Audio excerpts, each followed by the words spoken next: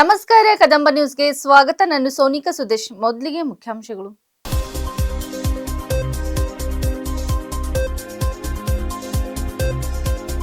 ನೀಲಕಂಠವಾಡಿಗೆ ಶಾಸಕ ಶರಣು ಸಲಗರ್ ಭೇಟಿ, ಸಾರಾಯಿ ವಿರುದ್ಧ ಕಠಿಣ ಕ್ರಮದ ಎಚ್ಚರಿಕೆ.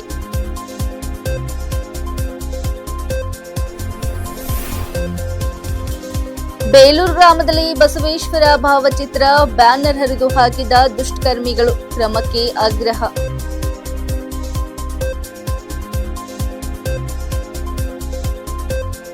ಬೀದರ್ನಲ್ಲಿ ಗ್ಯಾಸ್ ಕೊರತೆ ತೀವ್ರ, ಏಜೆನ್ಸಿ ಮುಂದೆ ಜನರ ಕ್ಯೂ.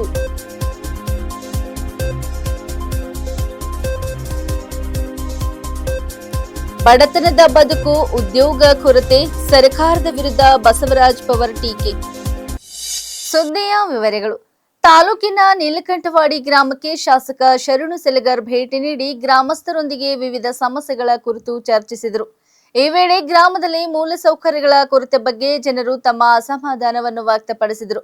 ಗ್ರಾಮಸ್ಥರ ಮನವಿಗೆ ಸ್ಪಂದಿಸಿದ ಶಾಸಕ ಶರಣು ಸಲಗರ್ ಅವರು ಕುಡಿಯುವ ನೀರು, ಚರಂಡಿ ವ್ಯವಸ್ಥೆ ಹಾಗೂ ಸಿಸಿ ರಸ್ತೆಗಳಂತಹ ಅಗತ್ಯ ಮೂಲಸೌಕರ್ಯಗಳನ್ನು ಅವಶ್ಯಕತೆ ಇರುವ ಪ್ರದೇಶಗಳಲ್ಲಿ ಶೀಘ್ರವಾಗಿ ನಿರ್ಮಾಣ ಮಾಡಿಸುವುದಾಗಿ ಭರವಸೆ ನೀಡಿದರು. ಈ ಸಂದರ್ಭದಲ್ಲಿ ಗ್ರಾಮದ ತಾಯಂದಿರು ಮಾತನಾಡಿ, ಮೂಲ ಸೌಕರ್ಯಗಳಿಗಿಂತಲೂ ಮೊದಲು ಗ್ರಾಮದಲ್ಲಿ ಅಕ್ರಮ ಸಾರಾಯಿ ಮಾರಾಟವನ್ನು ನಿಲ್ಲಿಸಬೇಕು. ಯುವಕರು ಸಾರಾಯಿ ಕುಡಿದು ಹಾಳಾಗುತ್ತಿದ್ದಾರೆ, ಕೆಲವರು ಪ್ರಾಣ ಕಳೆದುಕೊಳ್ಳುತ್ತಿದ್ದಾರೆ ಎಂದು ಆತಂಕ ವ್ಯಕ್ತಪಡಿಸಿದರು.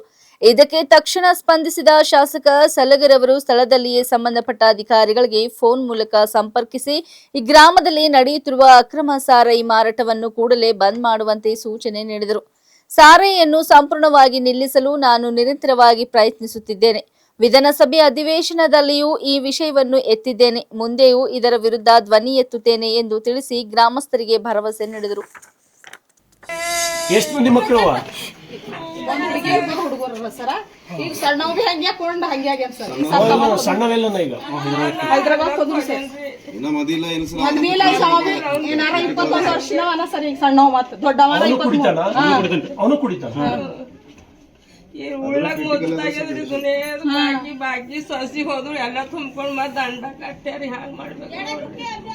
ಈ ಗೌರ್ಮೆಂಟ್ ಮನೆ ಅದ ಸರ್, ಸರ್ಕಾರಿ ಸರ್ಕಾರಿ ಇದು 10 ವರ್ಷ 10 ಲಕ್ಷ ರೂಪಾಯಿ ಆಗ್ಯ ಸರ್. ಈಗ ಸದ್ಯ 3 ವರ್ಷ ದವಾಖಾನೆಗೆ ತಗೊಂಡ್ ತಿರ್ಗಿದೇವ್ ನೋಡಿ. ಇಲ್ಲಿ ಉಂಬ್ರಾ ಕನ್ಯಾ ಹಾಸ್ಪಿಟಲ್ ಈಗ ಮಗ ದೊಡ್ಡ ಮಗ ಹೋದ್ರು ಸಣ್ಣವ್ಗೆ ಹಂಗೆ ಆಗ್ಯದ ನೋಡಿ. ಹೈದರಾಬಾದ್ ಗೆದಕ್ ಹೋಗ್ಯಾನ ಈಗ ಸಣ್ಣವ್. ಅವ ಅರ್ಬಿ ಫಿರ್ಬಿ ಅಲ್ಲೇ ಬಂದಿದ್ರಿ ಒಂದ್ 15 ದಿವಸ ಮಾಡಿ 15 ದಿವಸ ಮಾಡಿ ಬರ್ರಿ. ಶರೀ ಬಂದ್ ಮಾಡೋ ಸಲಕರೆ ನಾ ಇಷ್ಟು ನಂದು ಪ್ರಯತ್ನ ಅದ. ನೀವು ಕೇಳಿರ್ಬೇಕಿಲ್ಲ. ರೋಡಿಗೆ ಬ್ಯಾಡ್ರಿ ಸರಿ, ಶತ ಪ್ರಯತ್ನ ಮಾಡ್ತೀನಿ. ರೋಡಿಗೆ ಬ್ಯಾಡ್ರಿ ನಿಮ್ ಕಾಲ್ ಬೀಳ್ತಾರ. ಭಾಳ ಇದು ಆಗ್ಯದ್ರಿ.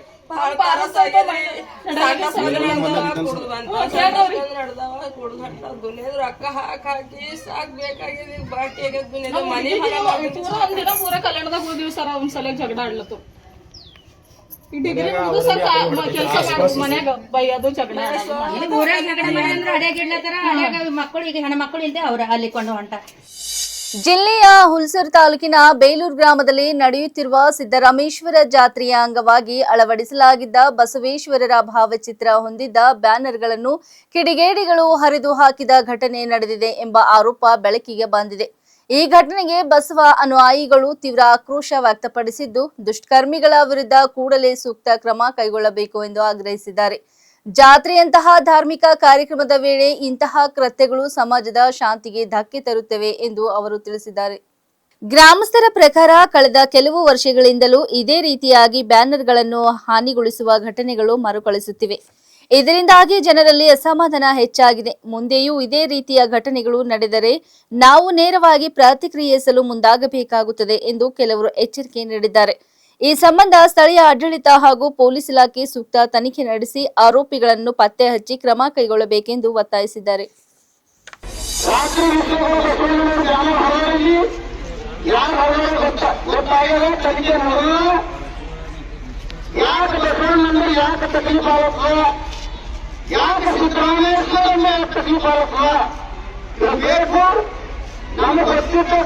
ಪ್ರಕಾರ ಸುಮಾರು ವರ್ಷದಿಂದ 100 ವರ್ಷದಿಂದ ಬಸವಾದಿ ಸಿದ್ದರಾಮೇಶ್ವರರು ಆಗಿ ಯಾಕೆ ಬೇರೆ ಬೇರೆ ಮಾಡ್ತೀರಿ? ಒಂದೆಡೆ ರಂಜಾನ್ ಹಬ್ಬದ ಸಡಗರ, ಮತ್ತೊಂದೆಡೆ ಗ್ಯಾಸ್ ಸಿಲಿಂಡರ್ ಕೊರತೆಯಿಂದ ಜನರು ಪರದಾಡುತ್ತಿರುವ ಘಟನೆ ಬೀದರ್ನಲ್ಲಿ ಕಂಡು ಬಂದಿದೆ. ಹಬ್ಬದ ಹಿನ್ನೆಲೆ ಗ್ಯಾಸ್ ಅವಶ್ಯಕತೆ ಹೆಚ್ಚಾದ ಕಾರಣ ನೂರಾರು ಗ್ರಾಹಕರು ಬೆಳಗ್ಗೆಯೇ ಖಾಲಿ ಸಿಲಿಂಡರ್ ಹಿಡಿದು ಗ್ಯಾಸ್ ಏಜೆನ್ಸಿಗಳ ಮುಂದೆ ಸಾಲುಗಟ್ಟಿ ನಿಂತಿದ್ದಾರೆ.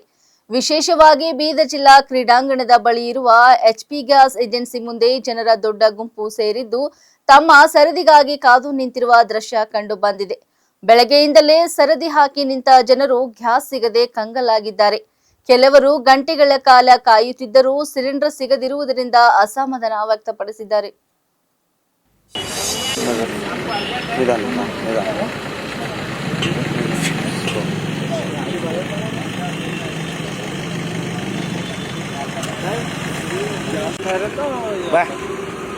ಹಲೋ ಬಾಯ್ ಆ ಕಡೆ ನಿಂದ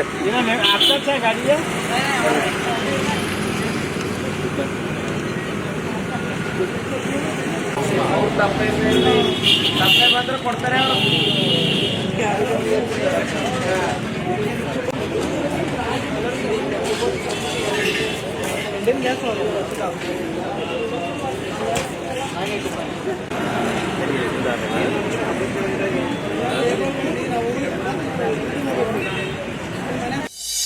ನಗರದ ಪತ್ರಿಕಾ ಭವನದಲ್ಲಿ ಇಂದು ನಡೆದ ಪತ್ರಿಕೆಗೋಷ್ಠಿಯಲ್ಲಿ ಬಂಜಾರ ಸಮಾಜದ ಜಿಲ್ಲಾಧ್ಯಕ್ಷ ಬಸವರಾಜ್ ಪವರ್ ಅವರು ಮಾತನಾಡಿ, ಬಂಜಾರ, ಕೋಳಿ ಸೇರಿದಂತೆ 12 ಸಮುದಾಯಗಳು ತೀವ್ರ ಆರ್ಥಿಕ ಸಂಕಷ್ಟದಲ್ಲಿ ಜೀವನ ಸಾಗಿಸುತ್ತಿದ್ದು, ಸರ್ಕಾರವು ತಕ್ಷಣ ಕ್ರಮ ಕೈಗೊಳ್ಳಬೇಕು ಎಂದು ಆಗ್ರಹಿಸಿದರು.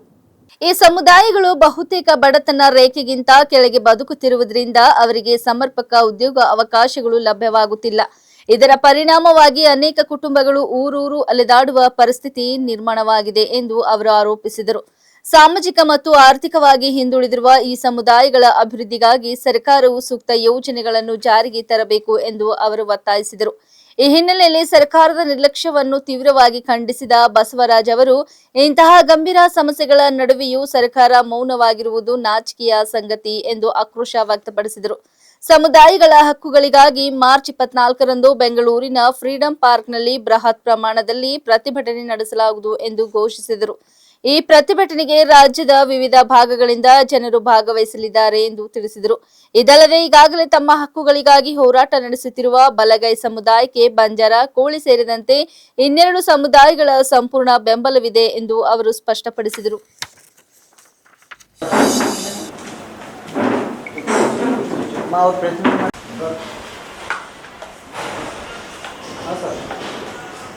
ಮೊಟ್ಟ ಮೊದಲಿಗೆ ಘನವೆತ್ತ ರಾಜ್ಯ ಸರ್ಕಾರದ ಹಿಂದಿನ ಮುಖ್ಯಮಂತ್ರಿಗಳಾದಂತಹ ಪರಂ ಪೂಜ್ಯ ದೇವರಾಜ್ ಅರಸ್ ರವರಿಗೆ ಈ ಒಂದು ಸಂದರ್ಭದಲ್ಲಿ ನೆನೆಸಿಕೊಂಡು ಒಡೆಯರ್ ಕೃಷ್ಣದೇವರಾಯ ಒಡೆಯರ್ ಅವರಿಗೂ ನಾನು ಅಭಿನಂದಿಸಿ ಹಾಗೂ ಅವರಿಗೆ ಸ್ಮರಣೆ ಮಾಡಿ ಕರ್ನಾಟಕ ರಾಜ್ಯದಲ್ಲಿ ಇವು 4 ಸಮುದಾಯಗಳಿಗೆ 101 ಜಾತಿಯ ಪಟ್ಟಿಯಲ್ಲಿ ಅತ್ಯಂತ ಕಡು ಹಾಗೂ ಬಡತನ ರೇಖೆಗಿಂತ ಕೆಳಗಿರುವಂತಹ ಈ ಸಣ್ಣ ಸಣ್ಣ ಸಮುದಾಯಗಳಿಗೆ ಅಂದಿನ ದೂರದೃಷ್ಟಿ ಉಳ್ಳಂತಹ ನೇತಾರರು ಈ ಸಮಾಜಕ್ಕೆ ಏಳಿಗೆಗಾಗಿ, ಈ ಸಮಾಜದ ಎಲ್ಲ ಜನರ ಕಲ್ಯಾಣಕ್ಕಾಗಿ ಇವರಿಗೆ ನಾವು ಆ ಶೆಡ್ಯೂಲ್ನಲ್ಲಿ ನಾವು ಹಾಕಬೇಕು.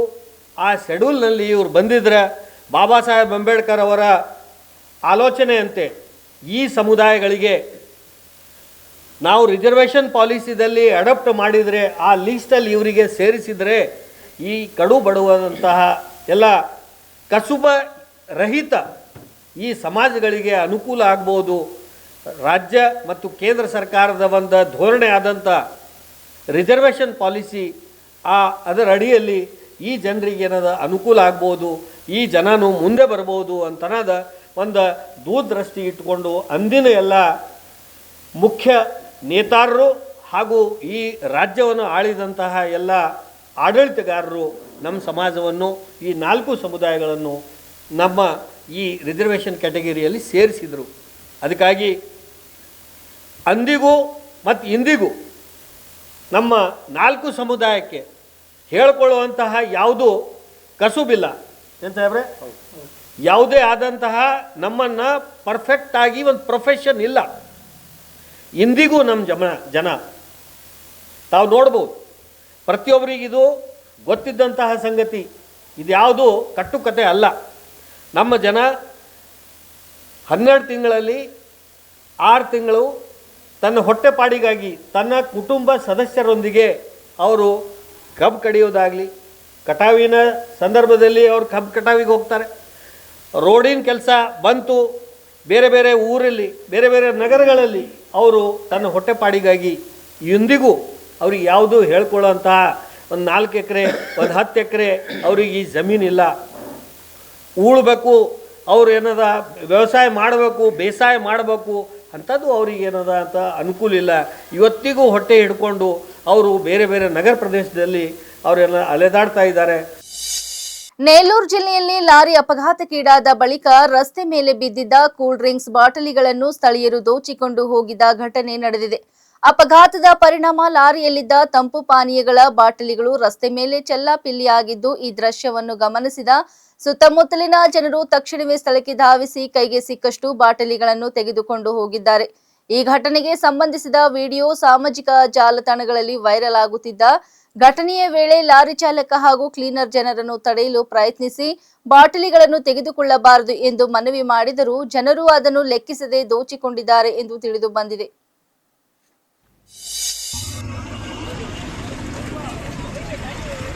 లోపల ఉంటే అతను డబ్బులు తగలయా?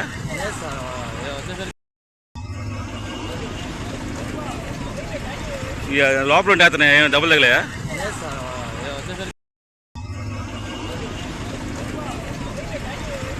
లోపల ఉంటే అతను డబ్బులు తగలయా? ಇಲ್ಲಿವರೆಗೆ ಸುದ್ದಿ ಕೊಟ್ಟಿದ್ದು ನಾನು ಸೋನಿಕಾ ಸುದೇಶ್. ಮುಂದಿನ ಸುದ್ದಿಯೊಂದಿಗೆ ಮತ್ತೆ ಭೇಟಿಯಾಗೋಣ. ವಂದನೆಗಳು.